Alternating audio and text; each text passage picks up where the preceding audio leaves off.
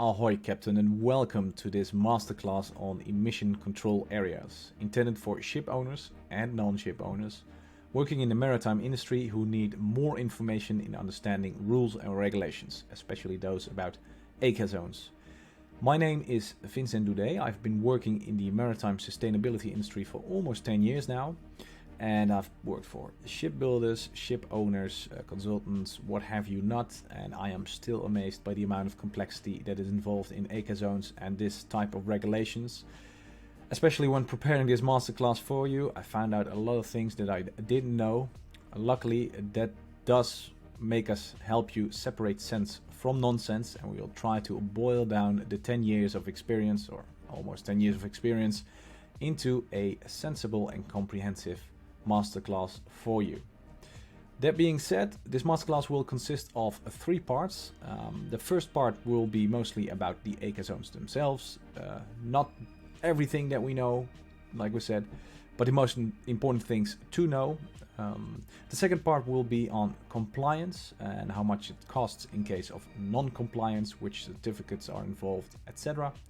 And the final part, the frequently asked questions part, can be seen as more or less a summary of what we have discussed in parts 1 and 2, but then per question that is mostly, or per questions that are mostly asked by, not by us, to us, even though I have to admit I'm also asking a lot of questions about this myself. Before we dive into part 1, a short disclaimer. Firstly, this is a comprehensive, though not complete masterclass. There's only so much we can fit into this short masterclass, and because we don't know details about your ship specifically or what you are needing, we are doing a generalized ship type approach. And then finally, it is subject to change, not just the rules and regulations, but also this masterclass itself. With your input, we can help to improve it piece by piece. And that, on a final note, looking at all these things, you should know that I do not represent class, supplier, ship owners, or IMO decision makers of any kind. I'm independent, and that gives me a certain kind of easy way to provide critique, sure, but that also means that I can provide you with honest and transparent information, which I hope to do, of course. Even so, if after this masterclass you still have questions, or if there's anything that you need help with at all, we have an answer to that as well. We have a free-to-use help desk on our website, so simply feel free to browse and go to the website, use the help desk to get more information and get help on your specific topic. That's it for all the introductions. Let's dive into part 1 about ECAs. We'll be starting with the basics, then we'll cover a little bit more of the details, and in case you see me staring off in the distance, that's because I have the accompanying PDF here with me as a guide in order for you to get the correct information, because there are quite some details and MEPC resolutions that I do not know from the top of my head, henceforth. Let's get started with this beautiful picture of the world. Actually, environmental is actually emission control areas, but sometimes I confuse it with environmental. Basically boils down to the same. But emission control areas by IMO are intended to, of course, reduce airborne emissions by vessels. Intended originally for sulfur oxide, SOx, and they have been expanded in 2005, or at least that's when it started, with nitrous oxides as well. So officially they are part of the International Convention for Prevention of Pollution from Ships, the MARPOL, and in particular Annex 6, regulations for the prevention of air pollutions from ships. And more specifically, Regulation 13 covers NOx and 14 covers the SOxes. And basically at this point in time we have, let's say 4, maybe officially 6, but let's say 4 different zones. That is the Baltic and North Sea zones, 2 separate ECAs. Then we have the East Coast North America and West Coast North America. But there are also the Caribbean, US ECA zone, and there's also, but not shown here, the Hawaiian ECA zone. And then there are also in gray potential ECA zones. From what I know, the Mediterranean ECA zone is fixed. That's not a potential zone, but that's going to be a definite yes. And then we have different ECA zones around the world, Mexico, Canada, Australia. I believe there's also one maybe in Singapore, the area of Singapore. China is looking into it, Korea and Japan. So what does it say? Well, fasten your seatbelts, because probably emission controls will be very, very strict in the coming years, or will become stricter and stricter. Let's dive into the ECA zones a little bit more in particular. So this is a little bit more detail, and I will discuss the difference between SECA and NECA zone, which I found pretty confusing. An ECA zone or emission control area simply states stricter emission control. But we have sulfur, SECA, and nitrous oxides, NOxes, NECA zones. And I distinct between them because they have different effects on your vessel operations, etc. So an ECA can be both a SECA and an NECA, but both a SECA and NECA are an ECA or an ECA. Confusing, I know, but bear with me. So we have the North Sea and Baltic ECA zones, and we have the North American and US Caribbean ECA zones. And these have been SECA, so sulfur ECA zones, since 2011. And is your ship constructed on or after January 1st, 2016, then the North American and US Caribbean ECA zones are also nitrous oxide ECA zones, so NECA. And if it's after 2021, then it's also a NECA zone. So you could say that in this point of time, depending on your vessel age, all ECA zones are both sulfur oxides and nitrogen oxides constricted, but we'll see later how that affects your vessel age and by how much. So that's a bit of the distinction between SECA and NECA zones, and I will also address them in that order. So first of all, sulfur oxides. Here we have a nice historical overview of the maximum allowable sulfur fuel content in any kind of fuel for that matter, but mostly heavy fuel oil. We see that it was originally 4.5% sulfur limit. Luckily in 2011 there was lowered. And we see the world view, that's just simply the maximum amount anywhere outside of the ECA zones. And then inside the ECA zones, we see a massive reduction, especially since 2015, when it was lowered to 0.1% inside ECA zones. So what does a SECA zone mean? Basically, carrying any sulfur above 0.5% mass-to-mass ratio is prohibitado, unless a scrubber is used. There are a few exemptions, of course. One of them is when you are saving people at sea. Another one is when you simply carry it or use it as cargo, but generally speaking, sulfur above 0.5% mass-to-mass ratio is very bad indeed. So for NECA zones, that applies to engines installed on vessels above 130 kilowatts. So here we have those two NECA zones again. The difference is in the date. If you have a very young vessel, you might be affected by the NECA zone in Europe and the Baltics. If you have a slightly older but still young vessel, you might be affected by the NECA zone in North America and the Caribbean and Hawaii.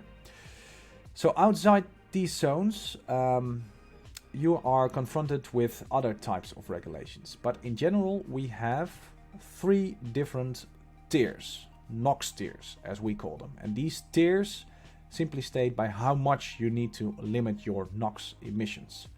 So we're going to start in the middle with tier number 2, and if your vessel is constructed on or after the 1st of January 2011, you need to adhere to tier 2 regulations. If your vessel is constructed on or after the 1st of January 2016 in the case of America and 2021 in the case of Europe and Baltics, you need to adhere to tier 3 when in these ECA zones, and otherwise you need to adhere to tier 1. So let me try to summarize that. Tier 1, your vessel is old. Tier 2, your vessel is a little bit younger. Yep. And tier 3, your vessel is quite young and you are sailing inside an ECA zone. So if you are sailing outside an ECA zone, you should apply to tier 3 inside an ECA zone, tier 2 applies, and otherwise simply everywhere tier 1 applies. And it was stated officially that it had to be your vessel or your engine had to be constructed on or after the 1st of January 28, but I believe in 2008, according to new MARPOL amendments, it was simply everybody has to adhere to Tier 1, even though that's engine manufacturers saw it coming in 1997 or so, maybe sooner. So most vessels, even if they're old, already adhere to Tier 1 standards. So what do these standards and these limits mean? Let's have a closer look. And we use a specially made tool for this because it is, as you already heard, quite complicated. So I'm gonna show you the tool that we made in order to determine your limits. So here we have the tool, ship type. Well, we can choose a ship type, but to be honest, that doesn't even matter at all. We can easily remove it. It's more or less a statics. Year built is 2020. That means that the North American, not the Europe, ECA zone or NECA zone applies, and our main engine speed is 600 RPM. And here you see the different outcomes of tiers applicable, with the most stringent tier below. And what is a tier? It simply states the maximum amount of grams NOx per kilowatt hours exhumed by the engine. So here we have the different tiers. If you have a higher RPM of your engine, then the maximum limit is lowered, as you can see. And if we increase our RPM, we see that here that is lowered, but in this case it only shows the most stringent tier. We are here adhere to tier 3, which is quite low when sailing in the ECA zone. Otherwise, outside of ECA zones, we can adhere to 9.03. But we all know how this works. If you have to adhere to, well, a maximum of, in this case, 2.27 grams per kilowatt hour inside ECA zones, and you need to go to that port, well, your entire vessel needs to, or all your engines need to adhere to it. So that means it's quite a challenge in some cases to adhere to tier 3. So let's see what happens if we go to 2015, and there we go. And then we see that we are inside tier number 2, and we have a lot less stringent limits, almost 80% less stringent. Normally from tier 70, from tier 2 to tier 3 is about 70% reduction, as we can see here. So this makes it easier to really determine your maximum limit and gives us a little bit of a feeling for different types of engines that we need in order, or that we have, what kind of limit they are obliged to. If you want, we have more ship data here. We can easily change ship characteristics, also auxiliary engine speed, specific curve, etc. You can use this tool as much as you like. Please be aware that, I mean, the auxiliary engine limit, sure, it's given here, but basically every engine in that sense has the same calculations behind it. So basically that's it with regards to NECAs, and as also SECAs. Moving on to part 2, costs and compliance. Now that we know the basics and a little bit more of the details, we are moving on to the second part, costs and compliance. The fun part, yes indeed. First of all, the SECA costs, not the cost, how to comply to the SOx emissions. Of course, this is flag state or usually authority administration that is class regulated. And it all boils down to one thing, as far as I can tell, and that's the International Air Pollution Prevention Certificate. Quite a mouthful, but it's only going to get better. If you have this certificate, that means that you have provided all the evidence that you need in order to show that you comply with the rules and regulations as stated. This does require the following, or at least one of the two, or a combination of the following: a statement, bunker notes, or changeover plan that shows how you use fuel less than 0.5% when traveling around the world, and then how you change to 0.1% inside the emission control areas, or some sort of approved equivalent arrangement that is basically a scrubber in order to comply with these rules and regulations. So there's quite a lot of things that you have to prepare then for the authorities, but it is required in order to get your IAPP. So each 5 years you need to check this with class, and they see if that is still valid. Next to this, if you are somehow if you have a control or inspection or anything of the kind, you need to have this on board your vessel, plus the ship's logs and record keeping of those fuel changeovers. And in your log, you also need to have, of course, the volume of your fuel tanks or the fuel oil in your tanks, date, time, and position of your ship, etc. So that's quite a lot of information you need to store, quite a lot of administration. Suppose you don't need a fuel changeover plan because you never enter an ECA zone, and I know you're working a lot in the Mediterranean, and in 2025 you do have to have these kinds of arrangements. How much would it cost in order for you to comply? Well, for SECA zones, there are basically two, but let's say three things that you can do. The first two are fuel changes or similar. So that's either using multi-fuel, low sulfur and high sulfur fuel, and change them, swap them out when you enter an NECA zone. Or you can actually simply you can retrofit to LNG, both of which I will cover here. And then thirdly, we have scrubbers, which I will cover a little bit later. So I looked up the price difference between high and low sulfur fuel. This one's from the daily Singapore fuel oil spot price. Luckily, we have some more information in the accompanying PDF. But here you can see that apart from some spikes here, actually from what I can tell is that the difference, relatively speaking, between high and low sulfur fuel is about 20%. So for barrels, if we translate that to metric tons, we have a price difference of about $100,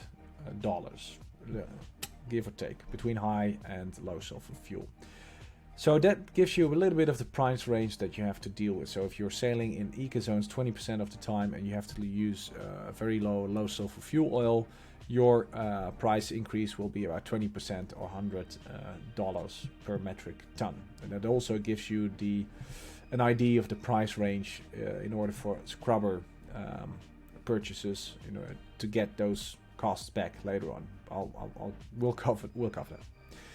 Then secondly, we can, instead of using heavy and low sulfur fuel oil, we can retrofit a vessel to LNG. And here I have a picture from Hapag-Lloyd of a very large container vessel that was outfitted with LNG tanks. And this is, from what I can tell, one of the LNG tanks that's being installed. And as you can see, retrofitting a vessel to LNG requires, that's a huge operation. It's almost like open heart surgery for your vessel. It's not just extremely expensive. This could have easily cost 30 million or more. It also incurs higher OPEX cost. Generally speaking, when I speak to ship owners, I do not really advise these types of operations unless, well, in this case, Hapag-Lloyd probably had a very good reason for it, maybe even a strategic or otherwise emission-related agenda. I can't say for certain, but for the typical ship owner, I would not recommend this as a retrofit, perhaps for new builds, of course. So that leaves us simply with using low sulfur fuel, and the third option is using scrubbers. A common option among ship owners, I don't have the figures and numbers on me, but I believe that almost half of the ship owners use scrubbers for specific fuel types, could be even more for others. But here we see the system itself. We have the scrubber unit itself with all the auxiliary equipment, water circulation unit, if I'm not mistaken, circulation pumps, plate heat exchangers. It's quite something that needs to be installed. But the good thing about I'm biased here. I don't like scrubbers too much. But the good thing about a scrubber is that in terms of operations, you can sort of still do whatever you're doing. You don't need to switch over fuels, etc. So that's pretty easy for your crew as well. So those are definitely some advantages. Here we have a picture of the unit itself that goes on top of the exhaust. This could be the in or outtake. I'm not entirely sure. I believe it's intake, and here's the outtake. Then again, it could also be additionary exhaust. Well, as you can hear, that's how much of an expert I am on these types of equipment. That's mostly because the ship owners and ship builders I've worked with were looking into different fuels as opposed to scrubber units themselves. Nevertheless, how much would these units typically cost? Well, the range is between 500,000 and 5 million for a vessel, in which 5 million is really the high upper end for larger container vessels, and 500k is like coasters sized. So that's smaller, shorter shorter journeys, smaller ships. And in terms of payback period, with the given numbers that I stated in the multi-fuel part, we have about 100 to 1,000 days payback if you have 100 euros dollars price difference between high and low sulfur fuel per metric ton. Of course, this is something you have to do a few calculations for, but given these numbers, you get an estimate or an indication of the capex and the opex cost involved. So you can change your fuel. You can go to LNG, which I do not recommend, and you can use scrubbers in order to comply with SECA zones. Moving on to NECA zones. Again, NECA zones are regulated by flag states, officially IMO or the authority. It's usually up to class, and for NECA zones, it's not the International Air Pollution Prevention Certificate. I couldn't find a proper example of an engine International Air Pollution Prevention Certificate.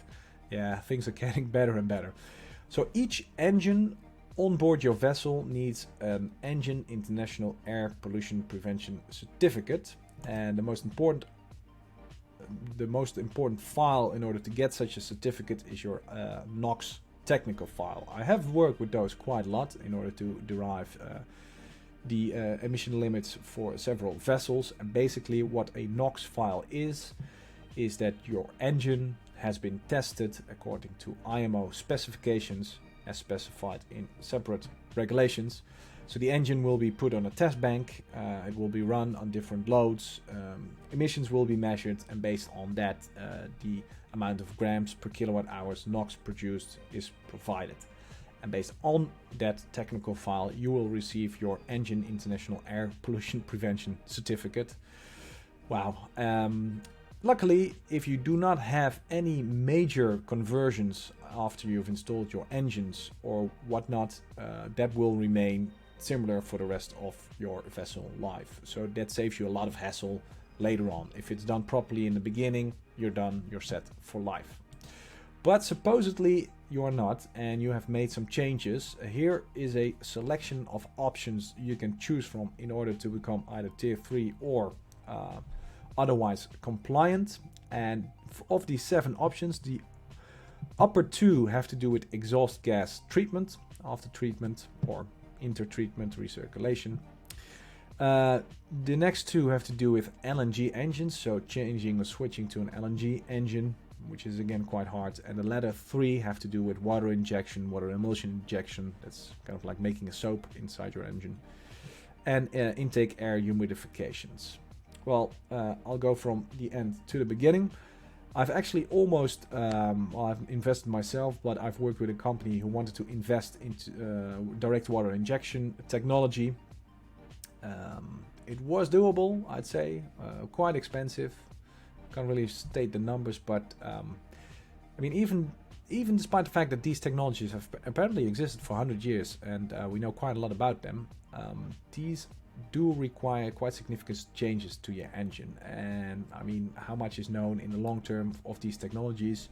Not much, and most chief engineers I've spoken to are quite hesitant to do this to their engines. So I would generally steer away from these types of solutions, unless of course you get a good offer. For what I know in the market, it will cost you between 10 to 30k per cylinder to do these changes, but that's based on anecdotal evidence, I have to say. Changing to LNG engine, oh man, that's almost the same as what we just saw in sulfur Soxes. Do not recommend those. Probably gonna pay millions for an average size vessel in order to change out your engines, double wall piping, tanks, accommodate everything. Having low flashpoint fuels on board is really extremely challenging. I've spoken with chief engineers who've been sailing for like 20 or 30 years who still found LNG challenging after a few years. Well, they said after 3 years they finally got the hang of it, but it's quite something. So moving on to selective catalytic reduction and exhaust gas recirculation, I think SCRs are the main applied technology at this moment on the market. And again, even though I'm not a big fan of scrubbers or selective catalytic reduction, don't mingle the two. Those are two very different. They are very different things. But when I changed the two out with an expert, he got a bit angry. So no, but these are simply well, after treatment systems, you could say, or intertreatment systems, but you do not fundamentally change anything about your energy itself. But then again, who am I to judge? The SCR systems are generally used for most of the time in order to become Tier 3 compliant, because about 90% of all NOx emissions can usually be reduced. So how much would it cost generally? Here we have an example of such a system for a marine engine, and as you can see, first of all, how does it work? Urea, which is actually one of the components of urine. Our body also uses it to break down nitrogen oxides, apparently. So urea is injected. The urea under these types of temperatures and a reacting agent is transformed into eventually nitrogen and water together with the NOx, so that bonds to the urea. Some magic happens there, but basically it's changed to nitrogen, a basic component of air, and also water, and that's of course just let out of the exhaust. This is in addition to a turbocharger, and there's also an additional exhaust receiver in case that the unit itself is not functioning or offline.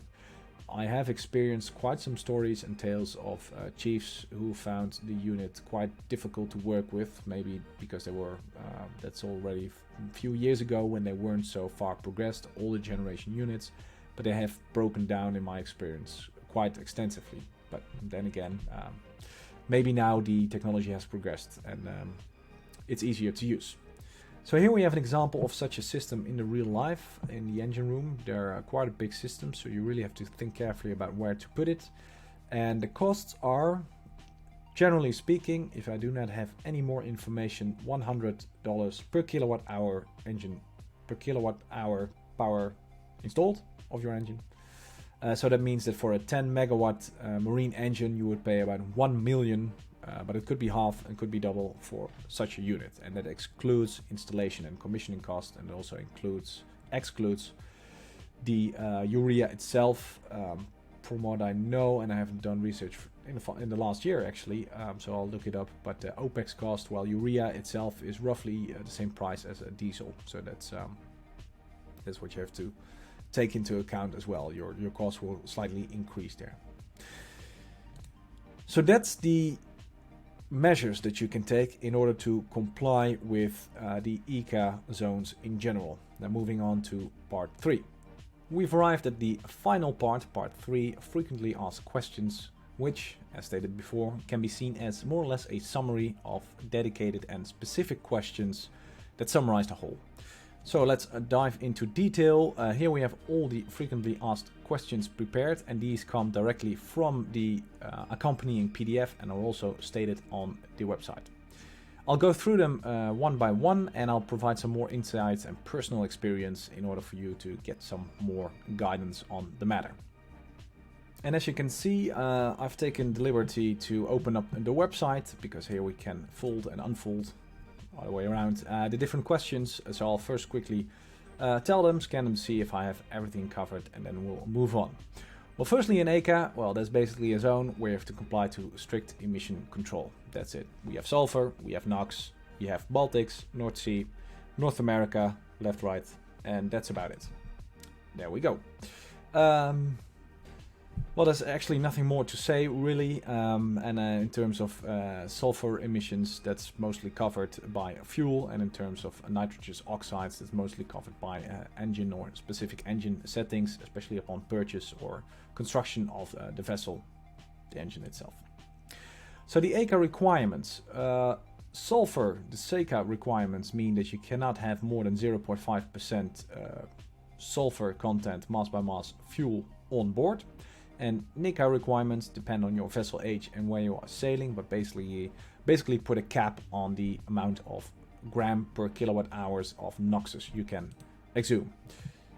Yeah, that's right. Oh yeah, almost forgot. In ECA zones, it's of course 0.1%, not 0.5. That's the world, and this is all explained in MARPOL Annex 5 Regulation 13 and 14, which cover NOxes and sulfur emissions respectively.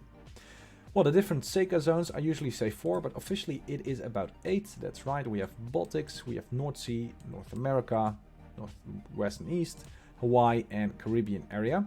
And as we all know, well, not some of us, but not all of us, but some of us, the Caribbean, the European Caribbean, the Mediterranean will also be an ECA zone from 2025 onwards. So that will be added here, and there are also other zones nominated. So which ECA zones are SOx and which are NOx constrained? This, together with the next question, confused me the most for the longest part, because there's a time difference, of course, as we have seen. At this point in time, all ECA zones are both NOx and SOx constrained. All of them are SOx constrained, that's how it started. The NOx constraint is simply based on vessel age. Let's see if I got that straight. I do. So from the 1st of January 2021, if you're operating in the Baltics and North Sea, and well, if your vessel is younger than that, then you are NOx constrained in these ECA zones, and you have tier 2 restrictions everywhere else in the world. And it's the 1st of January 2016 for the American ECA zones. So basically, depending on your vessel age, it's all constrained, and I don't think it's going to get any better. So the difference between ECA zones and NOx tiers. Well, actually, NOx tiers are the standards within ECA zones that are, what that we just saw, that are NOx restricted. So there's a lot of text here. Basically, in emission control areas, as we have discussed, applies to all ship, all areas, etc. And those ships that have that cutoff date that's stated here need to apply to the tiers. And we have a different section on the website. Here we go, NOx tiers, together with the tool that we saw. If it is loading, there we go.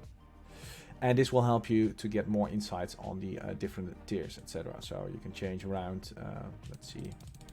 Yeah, 2014 still works. Good. So use the tool as much as you like in order to get a little bit of understanding on how the NOx tiers are working. Yeah, this is a fun question. What about NOx tiers for vessels that include engines from before 2000? Well, as of 2008, all vessels and engines have to comply with tier 1 NOx limits. My personal experience, also from the engine tests, engine technical files, and all the measurements that I have worked with in the past, and at the moment this is not an issue. Engine manufacturers saw it coming quite some time, so they pretty much all confirm to tier 1 limits. Tier 3 limits with an 80% reduction with respect to tier 1 limits, yeah, those are pretty hard to get to. But everybody needs to adhere to tier 1, basically that's it. How are ECA regulations controlled? Well, as with any IMO regulations, or most of them, it's flag state and then usually delegated to recognized authority or administration. So usually it's class looking at your paper saying that's good or that's not good. For NOxes, etc., that usually applies to the creation, I want to say birth, but the construction of the vessel, and after your engines have been tested and verified, that's usually not an issue. You simply need to have all the paperwork laying around. And the paperwork is mostly the, well, this is what I definitely, yeah, that one, air pollution prevention certificate for the entire ship with regards to sulfur. And that covers also your bunkering notes, logs, etc. And then we have, not quite stated here, but that's also included in the PDF, that is the engine international air pollution prevention that's required for every engine and also needs to be on board your vessel. What sanctions are there for not complying? Well, I'll be honest, I've never actually seen a fine or heard of somebody getting a fine for either one of these kinds of things, but maybe that has to do with the fact that I'm in Northwestern Europe and I've only worked with very reliable partners. Sounds sarcastic, but it's actually true. So I've never actually heard of people getting fines, etc., but it's either port state or individual authorities like flag, etc., who can give down fines. So far, I can't actually say how much or how high that would be. Worst case, I could imagine class retracting certain certifications and thus allowing you, or not allowing you to sail anymore. But that's probably worst case you can imagine. How can ships meet the requirements? We discussed this in length in a previous section. For SOx's reduction, it's either changing the fuel, I do not recommend LNG changeover. And there are, of course, scrubbers. Now, I'm personally not a very big fan of scrubbers, but in the end, I also don't need to pay the bill. So I guess that boils down to money. But I would say, looking at all the different rules and regulations going ahead in the future, I would recommend, especially looking into biofuels or other kinds of fuels, because only scrubbers will only get you so far, of course. But then again, as long as it adheres to the guidelines as stated, then you should be fine. So those three, of which actually one is not really viable for an existing vessel, so it's changing fuel, scrubber. And for the NOxes, how can you meet it? Best I can recommend is, at this moment, without having to change to full electric or hydrogen or whatever, simply a selective catalytic reductor for your vessel that actually takes out the NOxes from the exhaust gases and transforms it into simple nitrogen and water. So, quite a lot of text. I've covered it in detail. If there's anything else you're looking into and don't have a clue about, feel free to use the help desk, of course. The exemptions are mostly for saving people's lives, and well, yeah, basically that's mostly it. There are some other exemptions that can be found in the regulations. I believe it's paragraph 5 for both regulations, but these are small vessels. You either have to prove that it's really hard to do, etc. But in most cases, the exemptions are simply not there. Outside these ECA zones, what do you have to do? Well, that's for SOxes 0.5%, and then for NOxes, it depends on your vessel age. But if you're a young vessel, you have to adhere to tier 3. Then it's tier 2 outside the zones, and otherwise it's tier 2 and then tier 1, depending on your vessel age. There we go. Only a sulfur content is shown here, but in the accompanying PDF, we also have everything about the NOxes. So that's it. I'm gonna close this. And thereby we have covered all the frequently asked questions part. Let's move on to the final part. I wanted to quickly show you the references that we have used to make this masterclass and the accompanying PDF. And as you can see here, most of them is IMO. I've tried to stick specifically to IMO because, well, due to a lot of other sources being outdated, it's really hard to tell you what exactly is going on at the moment. But in this link, you get all the information on the different regulations that you need. And of course, the same applies to the different sources that we used, all the IMO sources, amendments and guidelines for the implementation of sulfur limit. And there's one document that I wanted to show to you, which is from REMPEC. This is a very comprehensive, covers all the regulations on MARPOL Annex 6, as you can see here. So if needed, you can have a look at not just this source, but any of these sources in order to get more information. That's it with regards to the masterclass. Congratulations, you have made it entirely to the end. And like I said in the beginning, if you need any more help, if I have not been clear enough on specific subjects, or if you simply need more help figuring it out for your vessel, use the help desk on our website in order to get help today. Thanks for your time and listening to this masterclass, and I wish you a great day.